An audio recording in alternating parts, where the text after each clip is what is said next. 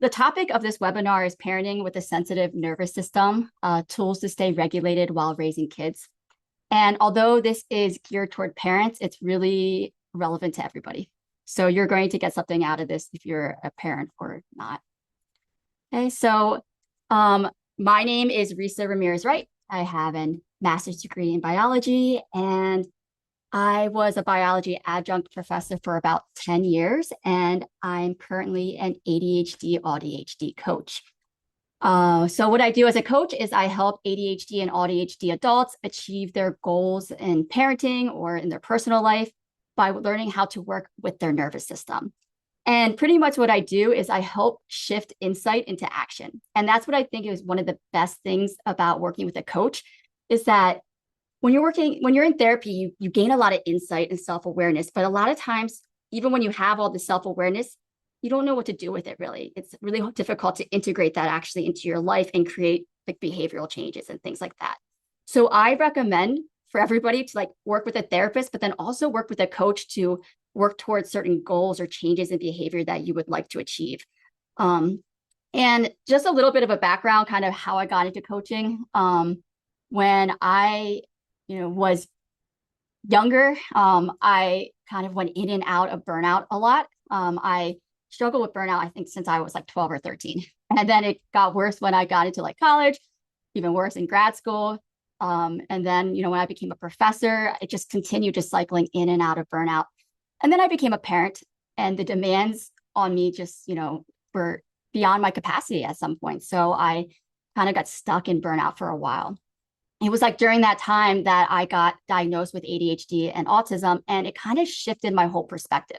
I realized how much I was like over functioning and, overcompensating for these, executive functions that I had, executive dysfunctions that I had. And, I kind of started reevaluating things and figuring out how to work with my nervous system. I was, in therapy, like talk therapy for about 3 years. And although, again, I developed a lot of self-awareness, I wasn't really feeling changes in like my behaviors and the feelings of overwhelm that I felt like in my daily life. And it wasn't until I was introduced to nervous system regulation, working with a coach, that like I automatically started feeling these shifts in that overwhelm. And I was able to take all these things that I kind of had learned in therapy, and I was actually able to apply them to my life and actually integrate it and find a way to, create change. So I hope that you're able to like through this webinar kind of see how that happens and how that integration and this kind of awareness of how your nervous system works can kind of help you integrate a lot of these things that, your self-awareness into actual action. Oh, I do want to point out too, that throughout this webinar, if you do have any questions, feel free to put them in the chat. I don't know how good I'm going to be at seeing what comes up in the chat, but if you do have anything, I'll like get to it later at the end as well. But that's a little bit of my background. I do also want to just put this disclaimer in here. I am recording this webinar, so I will make it available to other people in the future too. So I want to make sure that I read this. The information provided in this webinar is for educational and informational purposes only. It is not intended as a substitute for professional advice, diagnosis, or treatment by a licensed mental health provider, a medical practitioner, legal professional, or any other qualified expert. Participation in this webinar does not create a client-coach relationship, and it's always important to seek the advice of your own qualified provider with any questions you may have regarding a medical or mental health condition. All right, so the topics that I'm going to be covering in this webinar include an overview of the nervous system. And being a biology professor, I'm going to go into a little bit of detail here, but I believe that it's really important to have a good foundation of how your nervous system works, because when you understand this, you understand actually what's happening as you're like regulating your nervous system and you're experiencing these differences in the states of your nervous system. We're also going to talk about why nervous system regulation is foundational for parenting and just life in general. We're going to talk about tools to support regulation. This is for you as well as, your children. This is also really important, again, just for anybody, whether you have kids or not. These tools are going to help you support your nervous system. We're going to also talk about how you can expand your nervous system capacity. Another word for this is like increasing your window of tolerance. So we're going to talk about long-term strategies that you can use to actually, increase the capacity of your nervous system so you can deal with more stress and overwhelm without becoming dysregulated. And then we're going to talk about what you can do when you're maxed out. Doesn't matter how much you regulate your nervous system, try to build your capacity. We all have a limited capacity, and sometimes just the demands of life will reach that capacity. And so there are things that you can do whenever you do reach that capacity that can provide short-term support. And then at the end, there will be time for questions and answers if you haven't. So this webinar is geared towards people with a highly sensitive nervous system. And the reason I have it geared toward that is that when you have a highly sensitive nervous system, you're more likely to experience overwhelm or dysregulation. So nervous system regulation is important for everybody, but especially for people with a highly sensitive nervous system, because being sensitive actually has a lot of strengths, but you can't utilize those strengths if your nervous system is not regulated. Okay, so a highly sensitive nervous system usually experiences the following characteristics. So if we want to talk about what that means, usually if you have a highly sensitive nervous system, it means that you have a higher than average sensitivity to external stimuli, like light, sound, touch, smell, and even the emotional states of other people. So you usually are more emotionally attuned to people. You experience emotions more intensely. So when you actually do connect with your emotions, they can be extremely intense and at some points even overwhelming. And because of this, if you're not really good at regulating your emotions, you may experience greater emotional reactivity. You're more likely to feel overwhelmed or overstimulated in chaotic environments. And so when you're a parent and you have a sensitive nervous system, it's just really easy to feel like constant overwhelm and overstimulation. And then one of the strengths, though, again, of having a highly sensitive nervous system is that you tend to exhibit higher empathy just due to the fact that you're more emotionally attuned to people. And because you tend to feel your emotional state stronger, you have stronger intuition in a way as well. And then also people with a highly sensitive nervous system tend to have deeper cognitive processing. So you tend to be a deep thinker. Although being a highly sensitive person is considered a distinct trait, I do want to point out that there is a significant positive correlation when you look at studies between having sensory processing sensitivities and having ADHD traits. So a lot of people who have ADHD also do have, a highly sensitive nervous system as well, and also sensory processing differences may occur. So let's start out with our overview of the nervous system here. We can divide our nervous system into two parts. We've got the central nervous system and the peripheral nervous system. The central nervous system, which is highlighted in purple here, includes your brain and your spinal cord. And then we have the peripheral nervous system, which you can see here in yellow. Your peripheral nervous system consists of your nerves that extend out of your central nervous system. And even in this slide here, one thing I want to point out that's so important is a lot of times when we talk about emotional regulation and we talk about mental health, we focus so much on the brain and we completely ignore the peripheral nervous system. But there's so much happening in the peripheral nervous system. And when you think about it, this is actually where your emotions originate. Your emotions or your bodily sensations originate in the peripheral nervous system. So if you have any type of, dysfunction in the peripheral nervous system, that's going to affect how you process emotions and how it's going to affect your mental health as well. Okay, so I'm going to admit something here that it took me a very long time to realize that there was even a big difference between emotions versus feelings. And that is because I feel like they're used interchangeably a lot, but there's actually a very big difference between emotions and feelings. And I think this is something that should be talked about. Like every time you start therapy, like this should be the first thing that they go over. What is the difference between emotions and feelings? So what are emotions? So I want you to just take a second and just think about what emotions are. Okay, so what do you think? How would you describe to somebody what an emotion is? And I want to just see if it's similar to what, I'm going to put up here or not. Because when I first kind of asked myself this, not that long ago, I was like, I don't even know how I would describe this to somebody,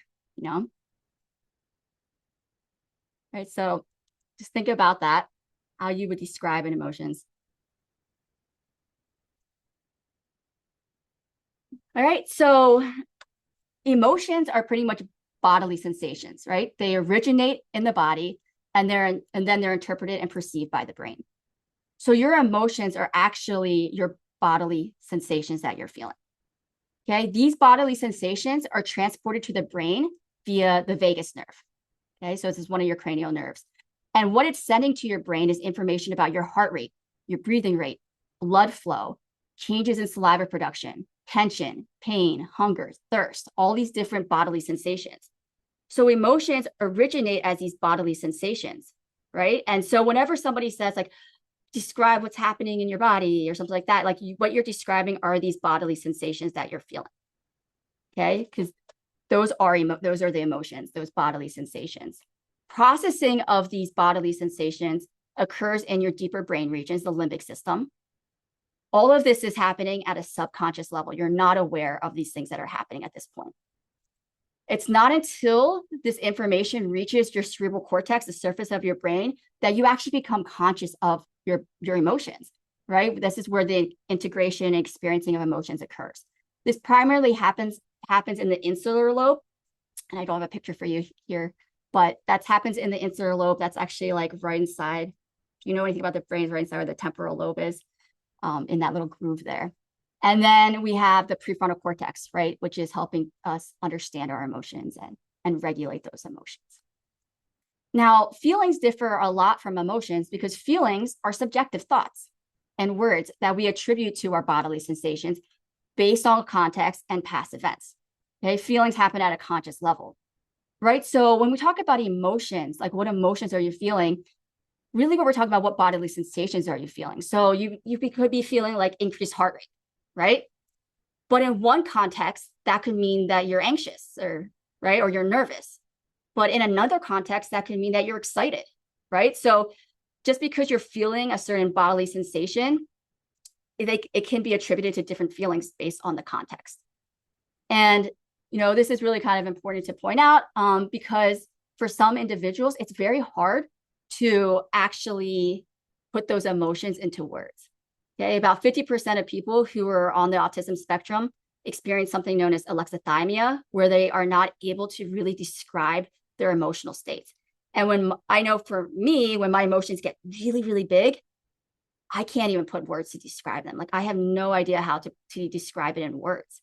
Okay, so it's important to know that there is a big difference there, but you don't have to be able to describe your emotions in words in order to be able to regulate your nervous system. And that is the great part about this. So even people with alexithymia can learn to regulate their nervous system, even if they cannot put words to how they're feeling. Okay, so sensing our bodily sensations, or in other words, our emotions, is essential in determining what actions you need to take to regulate your nervous system. And you can kind of get rid of that feelings wheel. Okay, the feelings wheel has always stressed me out in the past. And I do think it stresses a lot of people out that have alexithymia, but you don't really have to be able to name those feelings to be able to identify the state of your nervous system and, work through those states. All right, so let's talk about the divisions of your peripheral nervous system. All right, so we talked about those nerves, right? So your peripheral nerves can be divided into voluntary or conscious nerves. We call this our somatic nervous system. And then we have our involuntary or unconscious nerves. This is our visceral nervous system. These nerves target your organs. Okay, that's what viscera are, or organs. Now, when we talk about the somatic nervous system, again, this is conscious and voluntary for the most part. So these motor nerves send information out of your central nervous system to the parts of your body. These motor nerves are going to always target your skeletal muscles. And that allows for voluntary movement, like me moving my arms around. Sensory nerves bring information from your peripheral parts of your body into your central nervous system. And in this case, these nerves are making you conscious of your body position. We call that proprioception. Now, there's a whole nother division of our peripheral nervous system that's involuntary and unconscious. Okay. And this is the part that's really important in determining your nervous system state as well as your emotions. This includes the autonomic nervous system. That's the name for the motor nerves. And then we have the visceral sensory nerves here. most people know that the autonomic nervous system is divided into sympathetic and parasympathetic nerves. The sympathetic nerves change the activity in your organs and your glands, and this initiates a fight or flight response. It speeds your body up. So it's going to increase your heart rate, increase your breathing rate, and your blood pressure and things like that. The parasympathetic nerves change activity in your organs to slow everything down. We call this your resting and digesting state. It lowers your heart rate, your blood pressure, and your breathing rate. And then we also have the visceral sensory nerves, right? So these nerves are bringing information into our brain about the state of our organs or the activity in our organs. Okay, so they're telling you this about the state of your body, sending information to your central nervous system, particularly your brainstem, telling it about what your heart rate is, blood pressure, pain, things like that. Now, when we talk about nervous system regulation, one of the most important nerves for this is the vagus nerve, also known as cranial nerve 10. And this nerve is so important because it sends signals between many different organs of the body and your brain. And it's actually part of the parasympathetic nervous system. So it's really important in calming your body down and slowing down everything. And vagus means wanderer. So if you look in this image here, you can actually see this yellow nerve here, and you can see how much it's branching. Okay, the vagus nerve branches off of the medulla oblongata of the brainstem, and then it just, targets all these different organs of your body: the heart, the lung, stomach, intestines, arteries, larynx, trachea, esophagus, liver, pancreas, thyroid, and the ear. Now, within the vagus nerve, about 80% of those neurons are sensory. They're sending sensory information into the brainstem about the activity in those organs. And about 20% of it is motor, sending information to those organs, lowering the heart rate, lowering the breathing rate, lowering the blood pressure, and increasing gut activity. Okay, so all this sensory information coming to the brain from that vagus nerve is really important in sending information to your brain about your bodily sensations, and we call that interoception.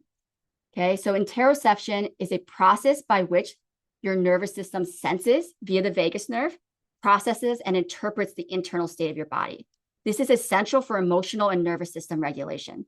Okay, if you can't sense your bodily states, you can't regulate your emotions, and you can't regulate your nervous system as well. So it's important to kind of understand how interoceptive awareness affects our ability to stay regulated.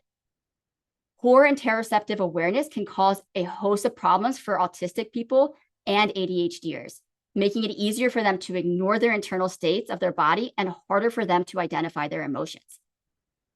Many people with ADHD and who are autistic have poor interoceptive awareness, right? It's easier to ignore what's happening in your body. If you think about like hyperfocus, right? You can ignore that you're hungry. You can ignore that you have to go to the bathroom. You can ignore all these things. So a lot of times, autistic individuals and ADHDers experience this poor interoceptive awareness, and that can actually, lead to higher chances of burnout and things like that because you're not aware of what's happening in your body. Also, people that have a highly sensitive nervous system, that's the highly sensitive people, may have heightened interoceptive awareness, making them actually more overwhelmed by these internal bodily sensations. Okay, so you can actually have heightened interoceptive awareness and actually become overwhelmed by the sensations as well. And a lot of times when these sensations become overwhelming, one protective mechanism that a lot of people use is dissociating. And dissociating is when we actually disconnect from our interoceptive awareness, making it nearly impossible to identify the state of our body.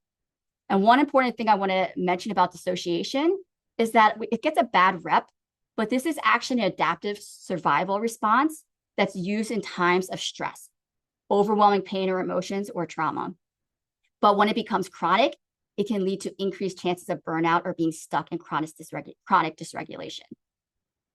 One thing I actually just thought about right now is that I actually, this is kind of my opinion here, but that a lot of times people who are not diagnosed with ADHD or autism until later on in life, they rely on dissociation a lot to get through life because you're constantly,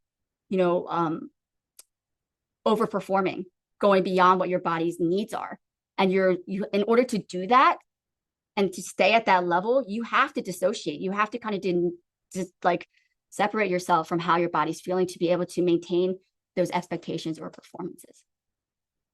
So, one of the most important things with nervous system regulation is being able to develop interoceptive awareness, and then also being able to connect with your bodily sensations. And all of this is really important for emotional regulation and building the capacity of your nervous system to be able to tolerate more stress. Okay, so one of the first things that you need to do when you're like kind of starting nervous system regulation work is building that interoceptive awareness and learning to connect with your bodily sensations.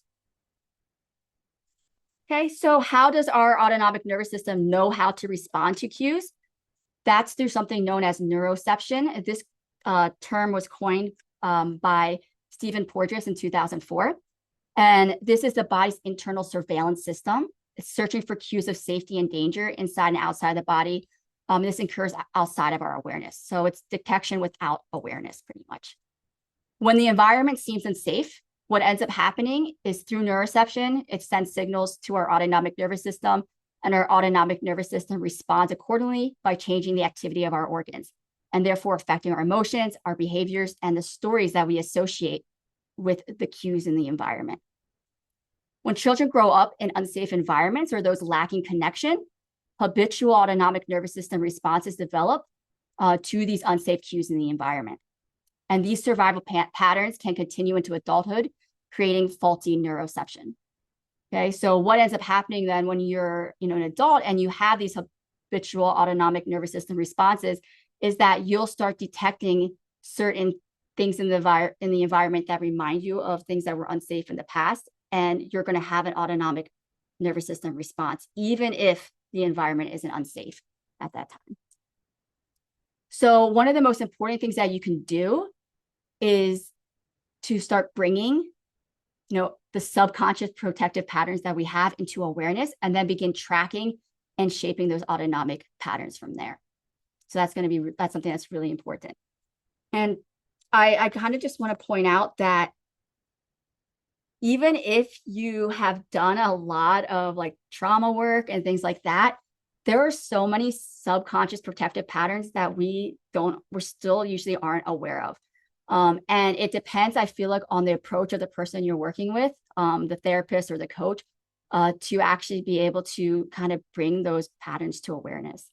And I think one of the most key things that happened, I like to bring up this story because it was the first time that I realized that there was so much happening at a subconscious level that even though like I had done all this trauma work, I wasn't realizing these subconscious protective patterns showing up. And there was one point when I was working with my own coach that she said something about like, oh, let's change the topic here. Okay, so forget what we were talking about, but she wanted to change the topic and kind of switch gears. And then she just paused. And I don't know, it's something about the way she said it. Like I had built up this like protective barrier, expecting criticism. And I didn't even realize this was happening at the time until she just paused and just like kind of just sat there and looked at me. And I just kind of like broke down in tears because I realized that like in that moment, I felt safe, with this person, but this subconscious protective pattern was like there. And I was constantly on guard. I realized that I had this like wall that I was putting up, expecting criticism, even when, it didn't really, it wasn't going to necessarily happen in that environment. Okay. So by just even becoming aware of that protective pattern, when that feeling comes up with like other people, I can then, recognize that and choose to not let that protective pattern kind of, that protective pattern dictate kind of how I interact with people in the future, because I realized that protective pattern might have kept me safe in the past when criticism might have meant disconnection. But now in the present as an adult, even if someone criticizes me, it doesn't mean that I'm not safe. It doesn't mean that I'm going to lose connection in my life. So I don't need to hold on to those protective patterns anymore. But I didn't even realize they were there until, it was brought to my awareness, my conscious awareness. So that's just one example. And, when you do nervous system work, a lot of those type of examples do emerge. So What are these nervous system states that we're talking about? This is based on the polyvagal theory. It was introduced by Dr. Stephen Porges in 1994. And the polyvagal theory is catching on now in a lot of therapeutic places, practices, and then also in the education system as well. This is actually extremely important. So our nervous system can be divided into 3 states, which are determined by the activity in our autonomic nervous system, and it's actually organized in a predictable hierarchy. So there are 3 response states of the autonomic nervous system. When you feel safe, okay, what's activated is called the ventral vagal pathway. This is part of the parasympathetic nervous system. This promotes social engagement and feelings of connection. So when you are feeling safe and connected, the ventral vagal pathway is what's most active of the autonomic nervous system. However, when you start to sense cues of danger, that triggers the sympathetic pathway. And so as we sense danger, we move down this autonomic ladder. Okay, so we move into the sympathetic state, which triggers aggression or active escape. We think of this as fight or flight. So that's going to be your initial reaction to threat. However, if you're not able to get rid of the danger by using the sympathetic pathway or using fight or flight responses, then your body shifts into the dorsal vagal pathway, which we also think of as the state of immobilization, right? This is when you're shut down or you're collapsed. I like to think of the dorsal vagal state as like helplessness, right? There's like you try to fight, you try to flee, nothing's working. So now your body shuts down and just tries to conserve energy. So it's important to point out that these changes in your autonomic states are normal responses to everyday challenges. Every day we're faced with challenges, right? Stress and things like that. And that makes us shift down into the fight or flight or down into sometimes even shutdown. But what we hope to do is then be able to shift back into that place of safety and connection, to shift out of those lower rungs of the ladder. The problems, however, occur when you can't find your way back into a sense of safety and connection. Because when that happens, then you get stuck in fight or flight or shutdown for prolonged periods of time. When we talk about a dysregulated nervous system or a regulated nervous system, a dysregulated nervous system gets stuck for prolonged periods in either the sympathetic state or the dorsal state. It lacks flexibility. So if you're somebody who, deals with a lot of anxiety and it's like chronic, it could be that your body is just stuck in this sympathetic state. Or if you're somebody who's, stuck kind of feeling like shut down, we kind of usually use the word depression for this, right? A lot of times. This is a body that's, stuck in this shutdown, when you're stuck in that dorsal vagal state. When you have a dysregulated nervous system and you're stuck in these threat responses, your body is only focused on survival. And that becomes problematic because you will lack the ability for growth, you lack the ability for connection, and you will lack the ability to change, right? You're just stuck in that survival. Like your goal is just to survive. So the goal is to develop what we call a regulated nervous system, which is a flexible nervous system. Okay, it's a nervous system that can return to safety and connection after being triggered. A flexible nervous system promotes one's overall health, directs energy towards social engagement, growth, and restoration. Okay, so nervous system regulation refers to your body's ability to return to a felt sense of connection and safety during or after stress, conflict, or stimulation. And it's essential for effective parenting because you're constantly under stress. There's a lot of conflict and there's a lot of stimulation. Okay, so some important notes that I want to make about this is the shift into an immobilized or fight or flight response is triggered by the autonomic nervous system. So this is an involuntary reaction. It's happening at the subconscious level. These responses are often rooted in protective patterns from our past or the unique biology of our nervous system. Okay, so how our autonomic nervous system might function based on our genetics. And it may not reflect the present moment's reality in terms of actual safety. So that's an important thing to remember. And sometimes, in some cases, the autonomic nervous system is more sensitive to threats in the environment. So when you have ADHD, you're on the if you're autistic, if you have complex trauma, then a lot of times you're nervous system has developed in a way to be more sensitive to threats in the environment. And therefore, you shift more easily into fight or flight or shutdown, and you have a harder time turning on that ventral vagal switch and going back into safety and connection. Okay, so that's why it's really important kind of to learn the tools to actually shift back into that ventral state, or that safe and connected state.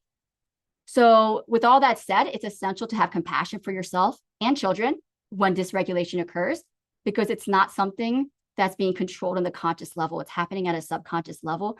And when somebody is dysregulated, they need support to figure out how to get back into a regulated state. All right, so let's do some practice here, identifying the state of your nervous system. All right, so I'm going to list certain characteristics of the different states of the nervous system. And you can what I want you to do is just pause and think about what state your nervous system was in mostly this morning. Okay, so what state was your nervous system in? So if you're in shutdown or mobilization, how can you detect that? Well, in that state, you're going to usually, your posture might show that. You might have a slump posture. You might feel small. It's often associated with thoughts like, I don't matter. I feel invisible. What's the point? Those type of thoughts are often associated with it. You might be zoned out or disconnected, have low energy or fatigue. A lot of times in this stage, you feel like I don't have energy to do anything. Loss of appetite, GI issues, withdrawn or non-responsive, difficulty finding words to describe your thoughts or emotions, because again, you feel very disconnected. Avoidance and isolation are things that you might do or feel. Numbness, apathy, despair, feeling invisible, difficulty initiating tasks, and also displaying passive or overly compliant behavior because you don't have the energy to stand up for yourself. Right? When you're in fight or flight or the sympathetic state, this is associated with anxiety, irritation, or anger. And a lot of times in this state, you're more likely to blame other people for certain things. You have difficulty focusing or staying present. Multitasking tends to happen a lot in this state. There's a sense of urgency or panic. You might have thoughts like, there's no time. I got to just keep going. I can't take a break. Like that, you're in fight or flight if those thoughts come up. Muscle tightness, pacing or restlessness, rapid or shallow breathing will occur. So if you have ADHD, there might be a lot more fidgeting with the pacing and restlessness that you might feel. If you're autistic, you'll see a lot more stimming happening when somebody's in the fight or flight state. Again, faster heart rate, right? Your body's like kind of speeding up. There's that hypervigilance, loud, fast, or pressured speech, interrupting or talking over others, argumentative or defensive, difficulty listening or processing information, overfunctioning, and perfectionism tend to show up when you're in that sympathetic state. And then how do you know when you feel safe and connected? Okay, when you're in that ventral vagal state. This is when you feel more calm, grounded, and present. You have open facial expressions, meaning that you're more welcoming of social engagement. You actually seek connection. You have more fluid and natural gestures, steady, easy breathing. This is really important.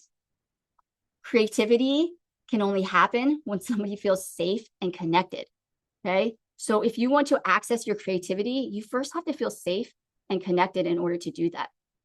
It's not possible really to activate creativity or initiate creativity when you're stuck in those survival modes. Also, when you feel safe and connected, you feel like possibilities are limitless. And that's one of the greatest things about being in this state is there's everything seems possible at this point. You can engage in reciprocal conversation better. You're curious and open to others and different perspectives and things like that. You can be more empathetic and responsive, more emotionally attuned. You can set and respect boundaries with ease, and you show more flexibility in your behavior. I do also want to point out that you can have blends of these states. So you can actually have a blend where both the shutdown and the fight or flight response are both activated at the same time. And when this occurs, we often call this the freeze response. And if you're familiar with ADHD, this is when task paralysis occurs, okay? So when both the shutdown and fight or flight responses are activated, this may feel like a sense of urgency, like I have so much to do, but your body feels immobilized and you don't know where to start. And you just like, you pretty much, yeah, you just freeze and you don't know where to begin. So it is possible to have multiple states activated at once. Now, I want to point out why this is so important when we talk about ADHD. We always say this, that somebody with ADHD who has a dysregulated nervous system is going to be very different than somebody with ADHD who has a more regulated nervous system. And this is the same within one individual as well. When you have ADHD and your nervous system is more regulated, that's when you can like connect to your creativity. Sorry, my throat is getting dry. It also allows you to be more empathetic and emotionally attuned. However, when you have ADHD and you are dysregulated, that's when you start to see a lot of the challenges associated with ADHD emerging more, right? That, pacing, that restlessness, that talking over others, over-functioning, perfectionism, difficulty initiating tasks, that freeze response. So they're going to be more prevalent when your body is feeling threatened. So in order to really, I say, like tap into the strengths of ADHD, you really need to feel safe and connected in your body. And that's really important. This is also similar with autism. This book just came out recently. It's called Autism in Polyvagal Terms. I'm halfway through it, but I already would recommend it because it really does a great job of talking about how one of the characteristics of autism is actually the body is stuck in the threat response. And it's the autonomic nervous system is not able to shift into that state of feeling safe and connected.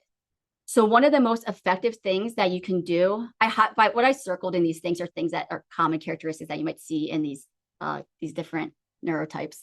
But one of the best ways that you could help somebody who is autistic is create an environment where they feel safe and where they feel connected. Because by doing that, that allows for them to show more flexibility in their behavior, to engage in more reciprocal conversation, and to actually, seek out like social engagement as well. So creating safety and connection is extremely important in helping individuals who are autistic. And so now let's talk about, we talked about like all these different states of the nervous system. Now I just want to go through some lists of how you can actually regulate your nervous system. So when you're working on regulating your nervous system, you need to work up the ladder to experience safety and to increase feelings of connection. So like if you're in shutdown, you can't just jump to the ventral vagal state. You actually have to work up the ladder. So you're going to then shift into the sympathetic state, and then you're going to shift into the ventral state. And the best kind of quote I've heard about this is like, change your state to change your beliefs. And this is so important because I feel like there's so much emphasis on changing your mindset to change your behaviors, but it's actually the other way around in a way. Like if you change how your nervous system feels, how your body feels, it will change your beliefs. All right. So if I shift out of shutdown and I can shift myself into the ventral vagal state, I automatically start thinking more positively by doing that. Right. So it's about getting out of your head and getting into your body. And that's what's really important. So how do you move from dorsal to sympathetic? You have to upregulate, right? Dorsal is this state of immobilization, right? You can't move. So you have to upregulate and move yourself into a sympathetic state. So some things that can allow you to do this are gentle movements, like just stretching, walking, moving to music. You're just incorporating slow, gentle movements into your body. Rubbing or tapping your arms is a great way to just kind of get yourself out of dorsal, right? You just start moving your body again, just kind of like, I like think of it as like waking my body up in a way, right? Grounding exercises can also be really beneficial to get yourself out of dorsal, because remember, when you're shut down, you feel very disconnected. So this allows you to connect to your environment. It makes you more present. So you can do things like describe your surroundings. Even being in nature is great for that. Pausing to reconnect with your body, connect with your breath. You can do this through mindful movements as well. And then a big thing is co-regulation. Feeling a sense of emotional safety and connection with another person or another being. This could be your pet, so like your dog as well, can be great for co-regulating. This can bring someone out of dorsal. Okay. And this is actually one of the fastest ways to ventral is co-regulation, mirroring somebody else's nervous system, somebody else who is regulated. So this is really important in parenting because when a parent's nervous system is regulated, the child is able to mirror their nervous system. And if the child's dysregulated, they're able to use the parent's nervous system as an anchor to become more regulated. Now, if the parent's dysregulated and the child's dysregulated, there's no anchor for the child, right? And then there's just all dysregulation everywhere. But this is the same for, for any person though, any adult, right? If you need help regulating, find somebody else who can be regulated and just be a calm presence for you. Okay, so you moved into the sympathetic state, but now you got to move into the ventral state. And so this is actually going to require down regulation, all right? Because sympathetic is all this energy. Now you got to down regulate. And so there's two ways you can do that. You can slow your body down, or you can release that excess energy. Some ways you can slow the body down is to engage the vagus nerve, right? This is the parasympathetic nerve. It's responsible for slowing the activity of your bodily organs. So some things you can do is breathing. They always say like have a longer exhale. That helps to slow the body down. Massaging the vagus nerve actually can stimulate the vagus nerve and increase activity in the parasympathetic nervous system. Humming, chanting, and singing can also activate the vagus nerve and help calm the body down.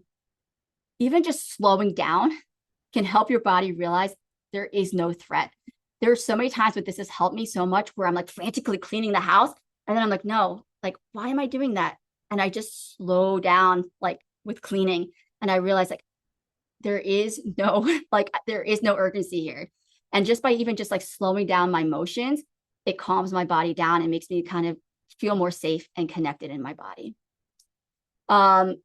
It's also helpful to do grounding exercises to bring yourself back to the present, because usually when we're in sympathetic state, we're on go, go, go, go, go, right? When you have ADHD, a lot of times we describe ourselves as go, go, go, or shut down, right? You exist in these two states, right? And when you're go, go, go, you're so disconnected from your body and your environment. So these grounding exercises are really, really important to bring you back to that safety and connection. And then pausing to reconnect with your body is also really important. You can do this by just placing your hand on your heart or your head and just kind of like slowing down, taking some deep breaths and so forth. Also to kind of release excess energy, which is something I have to do a lot because I get really excited and energized, but sometimes I need to like release that energy in some way. Shaking, you can do that. Any high energy movements, strength training is really good for this. Walking, running, and stimming. So stimming for autistic individuals is really, really helpful in regulating their nervous system. And it's a way to get rid of that excess sympathetic energy that needs to be removed. You can also visualize a safe place or look at an image of a safe place, spend time in nature. And then of course, co-regulation is also really important when you're in the sympathetic state and you need some grounding. I do want to point out again that blended states do exist. So that freeze response is a combination of sympathetic activation and that dorsal activation, that shutdown. So when you're in a blended state like task paralysis, you remember you have to always work your way up the ladder. So you have to address the dorsal activation first, and you have to upregulate. So like if I'm in task paralysis, what I'll do is just start like rubbing my arms just to upregulate my body and get my body kind of just moving a little bit. And then I will actually then need to downregulate. Okay, so I'll have to then do something to kind of bring myself out of that fight or flight mode and back into that place of safety and connection. And then once you get back to safety and connection, then you'll actually realize like your mind is clearer and you're able to then like figure out what tasks to prioritize and so forth. So we're talking about expanding your nervous system in the long term. What does this mean? This means pretty much like increasing your window of tolerance. So parenting or life feels less overwhelming, and you can, deal with more stress. And the way that you can increase your nervous system capacity for the long term is actually by turning the ventral vagal switch on more frequently and for longer durations. So if you're somebody who's like stuck in fight or flight or shutdown, the way that you get out of that is actually just finding small moments to turn the ventral vagal switch on, to feel small moments of safety and connection. This builds flexibility in your nervous system. And I just want to point out that this takes time and repetition. Rewiring the nervous system is a slow process. It's not something that happens like overnight. It takes sometimes months. And if you're stuck in a sympathetic state, for years, it's going to take a while to get out of that. Another thing that's really, really interesting about all of this is we can actually measure the capacity of one's nervous system by measuring their heart rate variability. So you can actually monitor the capacity of your nervous system by measuring this. And I know like a lot of Fitbits can measure that, but there also are a lot of other devices that do as well. Heart rate variability is the variation in the time interval between your heartbeats, right? So when your heart beat, the time interval between beats is not consistent, it varies. And actually, the more variability that somebody displays between their heartbeats, it means that they have a greater window of tolerance, pretty much. Their body can tolerate more stress. So there's a lot of studies that look at this. I didn't cite them here, but definitely go look. You can go on Google Scholar and find a lot that do show this correlation. So a higher heart rate variability equals greater vagal tone. So this actually can be like an indirect measurement of how healthy your vagus nerve is. And then that is correlated with being able to tolerate more stress as well. So the more regulated your nervous system is, like the higher your heart rate variability would be. And then there are strategies for increasing. Oh, these are the strategies actually for increasing your nervous system capacity. Promote safety and connection in your daily life. Again, you're turning that ventral vagal switch on every day, and you're going to spend more and more time in that ventral vagal state. And that's important. You got to make sure that every day you're finding moments of safety and connection. Regular exercise and movement help you stay in that ventral vagal state longer. Mindfulness, breath work, daily body scans keep you connected to your body and the present. A healthy lifestyle, sleep, diet, medications, managing stress are all important. And then regularly connecting with your emotions and allowing yourself to feel them to their full intensity. If you do struggle with connecting with your emotions, I find it really helpful to find somebody that you feel safe with that can kind of help you work, feel those emotions and feel comfortable like expressing them as well. But this is so important. If you suppress your emotions, something that I've learned, if you suppress your emotions and don't feel them to their full intensity, it keeps your body stuck in that threat response. Like you stay stuck in that dorsal state or that the sympathetic state. You actually have to feel those emotions and let them come up in order to actually be able to shift out of these threat responses.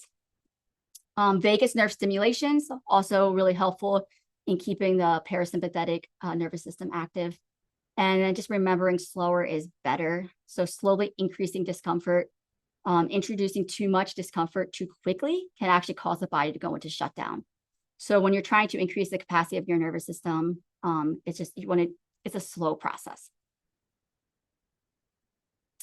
What can you do when you have no more capacity or you're overstimulated and you still need to show up for your kids or get work done? Here are some things that you can do. Lower the demands and pressure. So leave the dishes dirty, order takeout, leave the laundry unfolded because, you need to conserve whatever capacity that you do have left. Lean into support. One thing, that I've noticed over time is that when you're feeling overwhelmed, it's usually because we're under-resourced or under-supported in some way. Show yourself compassion. Humans have limited energy. We aren't robots, which I've learned. You have to show yourself compassion that, you do have limited energy. There's only so much you can do.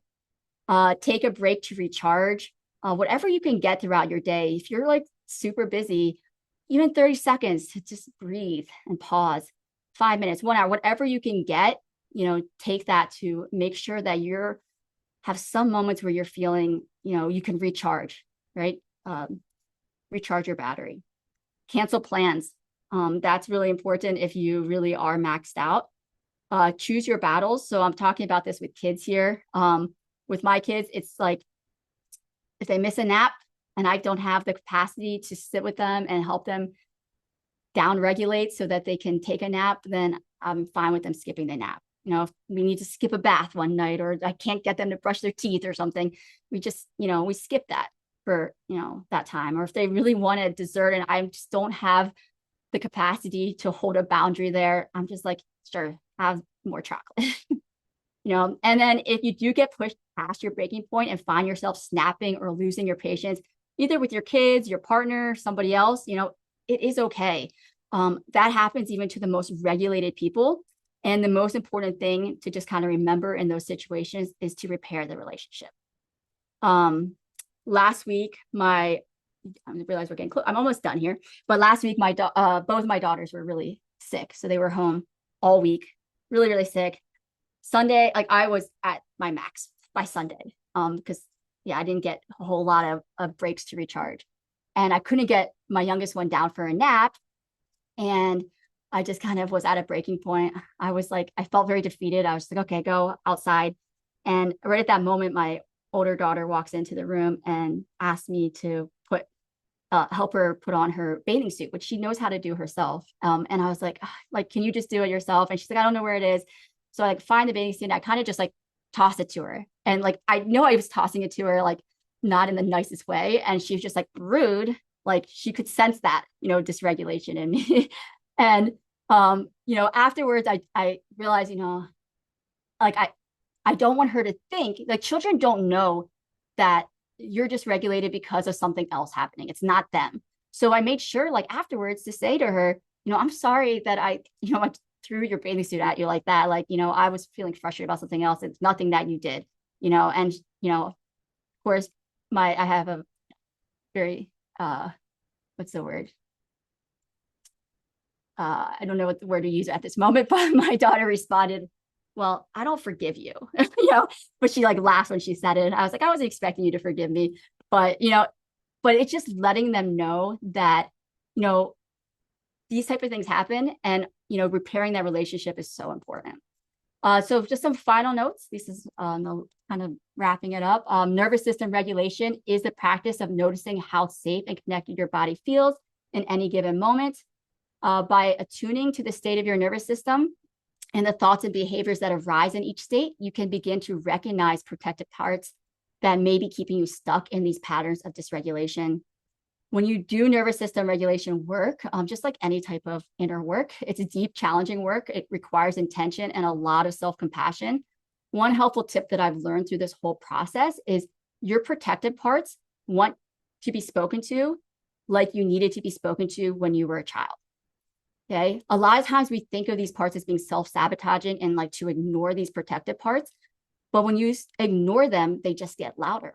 So speaking to them in a place that validates them and saying it makes sense that you're coming up, but I don't need you anymore to protect me. I can, handle this, and speaking to them in that way actually can help you move forward and integrate actually those parts into your body. You do encounter a lot of discomfort doing this type of work, but another thing that I have learned through this whole process is moving toward that discomfort rather than avoiding it is how we begin to build greater capacity in our nervous system over time. And again, co-regulation is so important. It's essential for the development of self-regulation, and it actually is a lifelong necessity. So I just want to end by just introducing my coaching program. I do have a one-on-one coaching program where I do help ADHD and AUDHD adults achieve their goals in parenting and personal life. And I do this by helping them work with their unique nervous systems and helping them build the capacity of their nervous system. Just quick program details. My program lasts 12 weeks because it does take time to create these shifts in the nervous system and to see changes occur.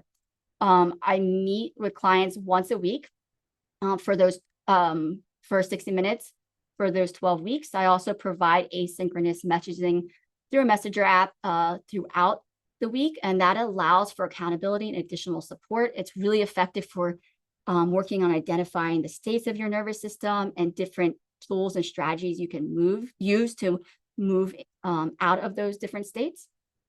And then custom action plans and goal setting, as well as educational training on nervous system regulation. So if you're interested or know anybody interested in the program, they can sign up for a discovery call through my website, and we can just discuss more details then as well. So here's my website, www.risaramirezwright.com. And I'm also active on Instagram at Risa Ramirez Wright Coaching.